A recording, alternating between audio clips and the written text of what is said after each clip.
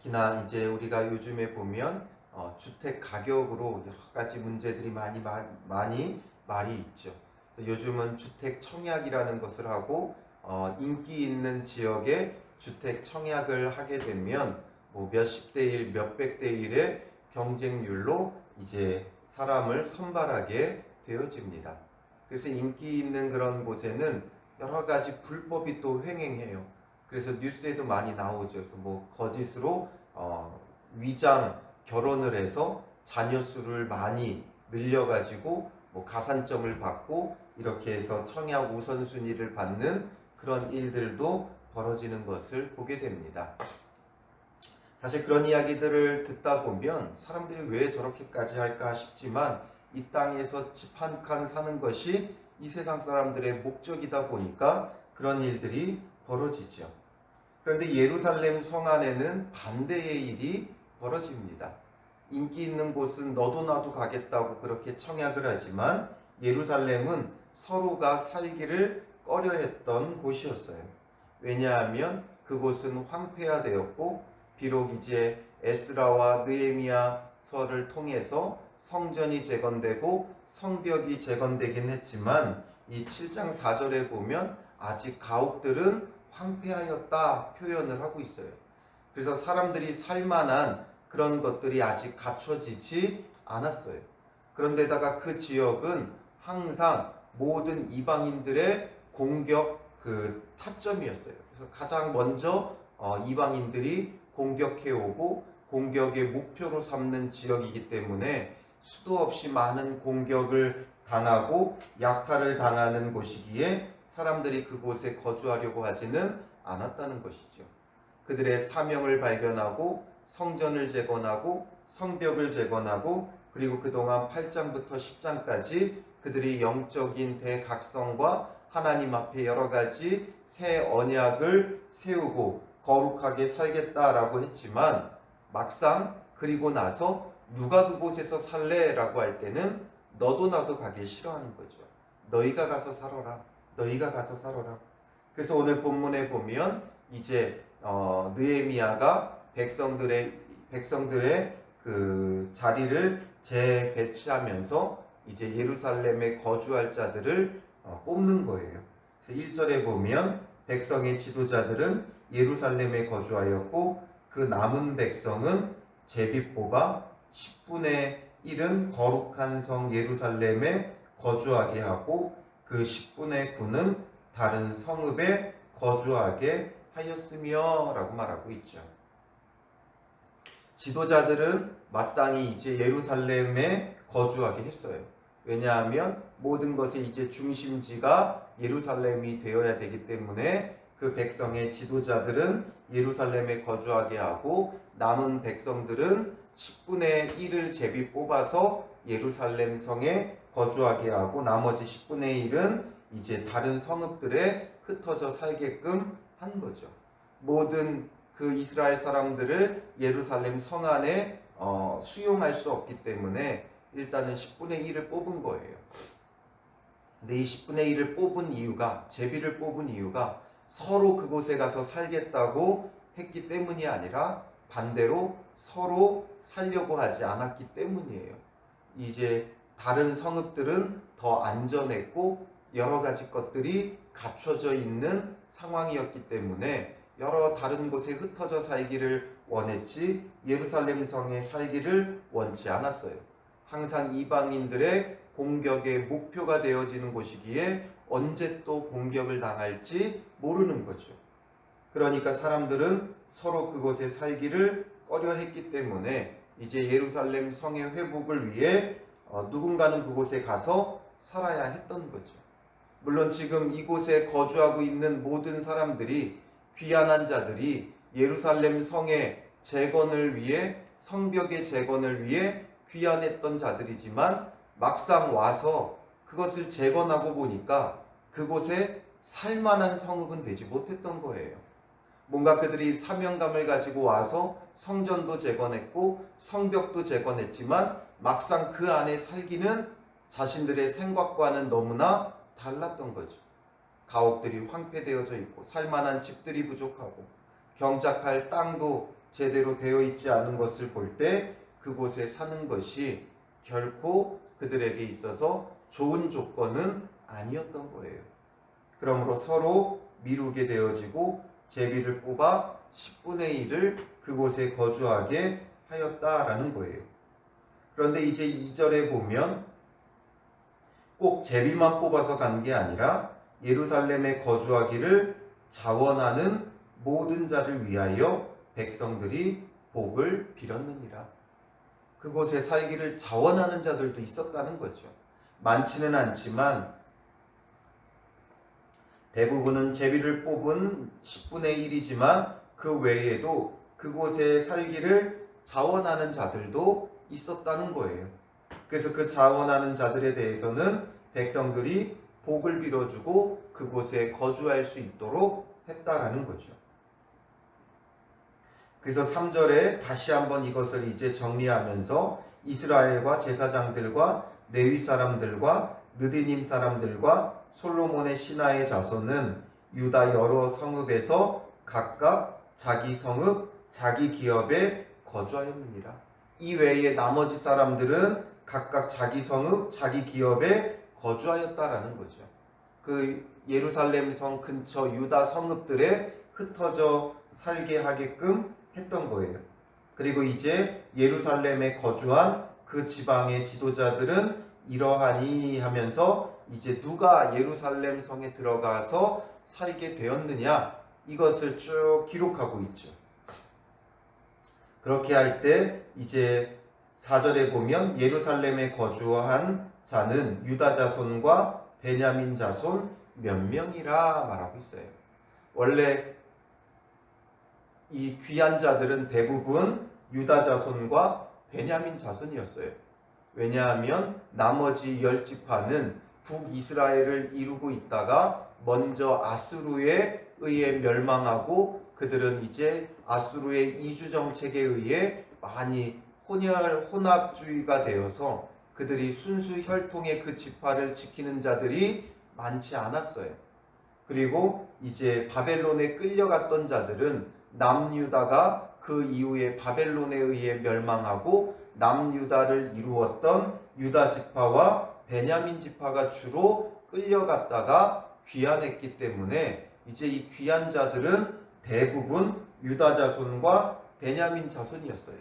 그 외에 이제 제사장들 레위 지파는 여러 성읍에 흩어져 살았기 때문에 12지파 사이에 흩어져 살았기 때문에 제사장들, 레위 지파 사람들 이런 사람들이 이제 일부 끌려갔던 거죠. 그러니 대체적으로는 유다 자손과 베냐민 자손이 귀한 자들이에요.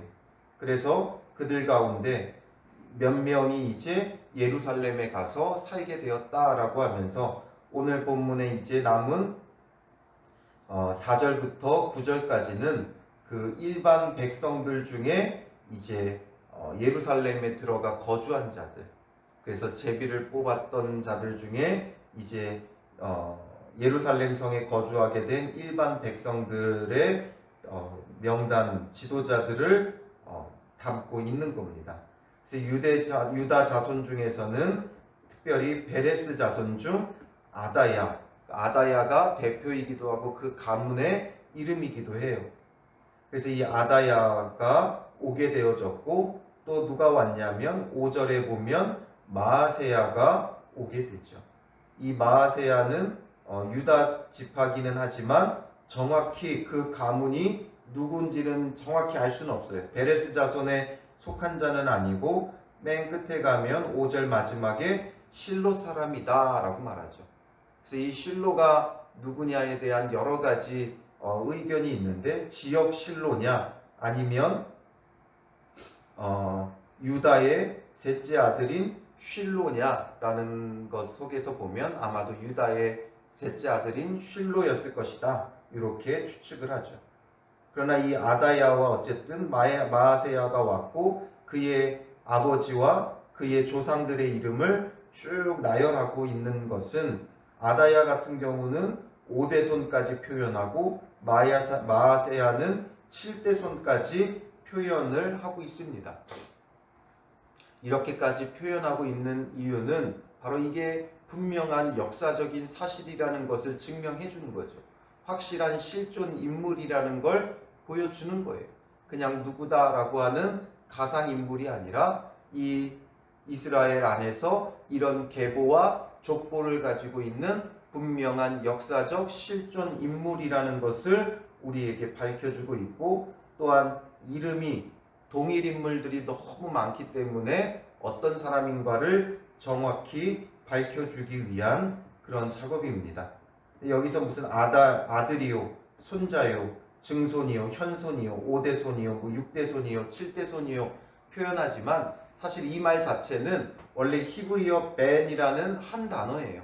그래서 이 벤이라는 단어는 아들이라는 뜻도 있고 후손이라는 뜻도 있어요. 그래서 왜 뭐 증손이요, 5대손이요, 6대손이요, 7대손이요 이렇게 번역했는지는 모르겠어요. 그러나 정확한 표현은 사실 후손이라고 번역하는 게 가장 맞아요. 그래서 히브리 사람들은 족보를 표현할 때 아들이라고 후손이라고 표현하지만 바로 직계 아들이 아니라 그 자손 중에 대표적인 이름들을 그렇게 쓰면서 아들이라고 표현하기도 해요. 그러니까 할아버지인데 아들이다라는 표현도 쓰기도 해요. 그래서 그 후손, 그가 누구의 후손인지를 명확히 밝혀주기 위해 그냥 이런 표현을 썼을 뿐인 거죠. 그래서 유다 자손의 베레스 자손과 이 실로 사람 마아세야가 왔는데, 이 마아세야, 실로 사람 마아세야의 그 사람들은 얼마인지는 정확히 밝히지를 않고 6절에 보면 베레스 자손은 모두 468명이다 라고만 표현을 하고 있습니다. 486명. 아마도 마아세야는 그에 비해 상당히 소수가 이주했던 것 같아요. 그러니까 대표적으로 베레스 자손만 표현을 하고 있는 거죠. 그래서 468명이 왔고, 7절에 보면 이제 베냐민 자손 살루가 왔고, 또 8절에 보면 갑배와 살레 등이 오게 되어지죠. 베냐민 자손의 살루도 그의 이제 집안을 쭉 표현을 하면서 7대손까지 표현을 해요. 그래서 이 베냐민 사람들은 몇 명이 왔느냐? 모두 928명이 왔다라는 거예요.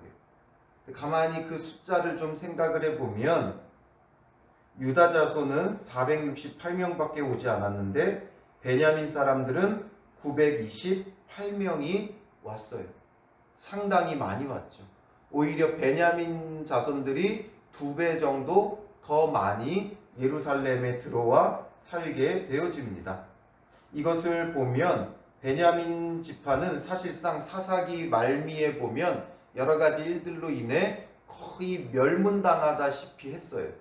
그래서 베냐민 지파가 거의 멸망당하였기 때문에 남은 지파들이 그들의 명맥을 유지할 수 있도록 그들의 자녀들을 주어서 그 지파를 유지할 수 있게 되었는데, 왕정 시대를 거치고 포로기를 거친 후에 이제 돌아와 가지고 이렇게 보니까 오히려 이 베냐민 지파가 2배가 더 많이 예루살렘에 거주하게 되어졌다는 거죠. 이것을 보면 얼마나 하나님의 은혜가 놀라운지 몰라요. 그렇게 멸망당하던 지파를 2배나 예루살렘에 거주하게 인도하여 주셨고 은혜를 베풀어 주셨다라는 거죠. 그러니 하나님의 은혜가 얼마나 큰가 우리는 다시 한번 느낄 수 있어요. 비록 이들이 어떻게 예루살렘에 거주했는지는 정확히 알 수는 없어요. 대부분은 아마 제비뽑기를 해서 오게 된 것이고 자원한 자들도 얼마 속해 있었겠죠. 그러나 제비뽑기에서 왔다는 그 말은 그들이 억지로 예루살렘에 거주하게 되어졌다는 말이에요. 그러나 여기에서 놀라운 것은 바로 억지로라도 그 예루살렘 성 안에 거하게 되니까 축복의 사람들이 되는 거예요. 그래서 유다 자손, 자손 중에 베레스 자손이 왔다고 했는데 이 베레스는 유다와 다말 사이에서 출생한 쌍둥이의 형이에요. 그리고 이 혈통에서 다윗 왕이 났었고 이제 앞으로 그리스도가 나시는 가문이 되어지는 거예요. 그러니까 억지로라도 예루살렘 성 안에 거주하면 하나님의 은혜가 있는 거예요. 그래서 우리에게 중요한 건 하나님 나라에 거하는 자가 되어져야 돼요. 억지로라도 하나님의 백성이 되어지고 억지로라도 하나님 나라에 거하는 자가 되어지면 하나님의 은혜에 축복이 있어요. 예수님께서 십자가를 지고 가시다가 그 십자가가 누구에게 억지로 지워져요? 예수님이 더 이상 지고 갈 힘이 안 되니까 구레네 사람 시몬에게 지워지죠. 그랬는데 억지로 그 십자가를 잠시 지었던 구레네 시몬, 그가 나중에는 얼마나 귀한 인물로 축복의 가문으로 복음을 위해 쓰임받게 되어집니까? 우리가 보기에는 억지로 되어진 일 같지만 억지로라도 주님이 주시는 그 사명을 감당하면 내 뜻대로가 아니라 주님이 인도하시는 대로 그 사명을 감당하다 보면 은혜의 축복이 임하게 되어지는 거예요. 그래서 여기서 언급된 그 사람들의 가문의 그 조상들을 보면 이름에 야자가 많이 붙어요. 야, 엘, 이게 다 하나님을 뜻하는 칭호예요. 야는 그 예흐와 여호와라는 말의 그 축약형의 말이 그 야가 되는 거예요. 야흐. 해서 야라고 번역되어지는 이름들이 많죠. 그래서 아다야, 우시야, 스가랴, 아마랴, 스바랴, 그리고 또 마세야, 이런 야가 붙는 이름들이 전부 다 하나님의 그 이름을 뜻하는 말이 포함되어져 있어요. 그런 이들의 가문들이 그냥 제비 뽑아 간 것 같지만 이미 하나님을 정말 신실하게 섬기는 믿음의 가문들이었던 것을 보게 되죠. 그냥 우리가 모든 것들이 그냥 억지로 되어지는 일이 없는 거예요. 그러므로 우리가 주님 안에서 우리에게 주어진 일들 억지로 감당하지 말고 사명으로 감당해 나가면 하나님의 은혜의 축복이 있는 거죠. 그런데 우리가 그 가운데 억지로가 아니라 자원하는 자들처럼 또 자원해서 참여하는 자가 되어지면 얼마나 더 놀라운 축복이 있겠습니까?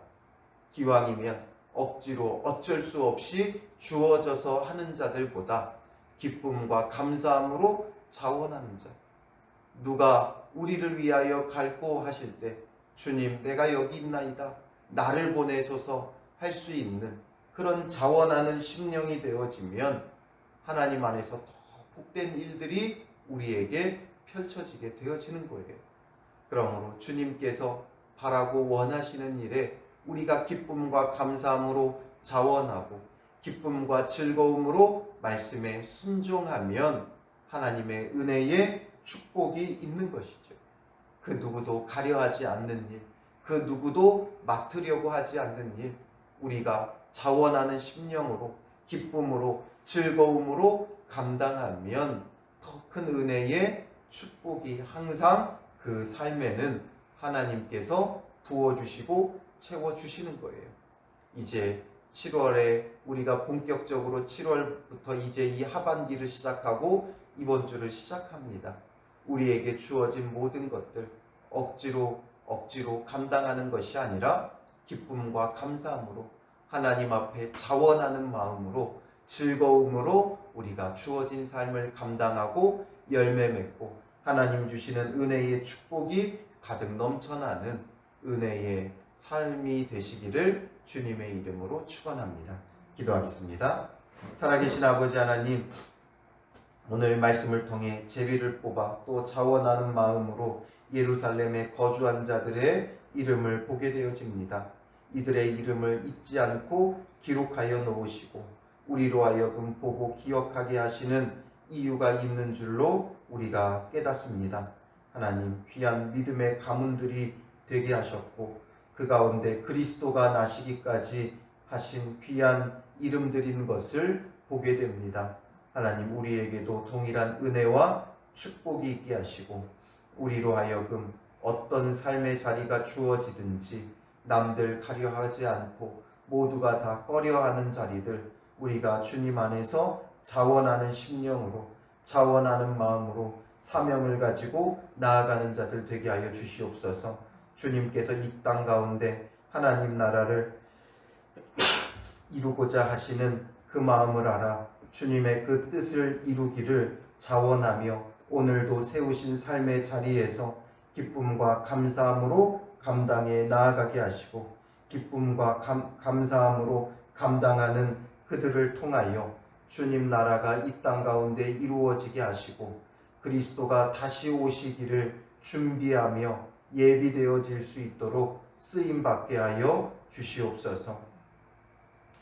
예루살렘 성 안에 머무는 자들을 통하여 주님 이 땅에 오심이 예비되었듯 오늘 자원하는 심령들을 통해 주님 다시 오심이 예비되어지고 준비되어지고 너무나도 놀라운 은혜의 날들이 될 수 있도록 축복하여 주시옵소서. 삶 속에서 주님의 나라가 이루어지는 은혜를 누리게 하여 주실 줄 믿사오며 예수님의 이름으로 기도합니다. 아멘.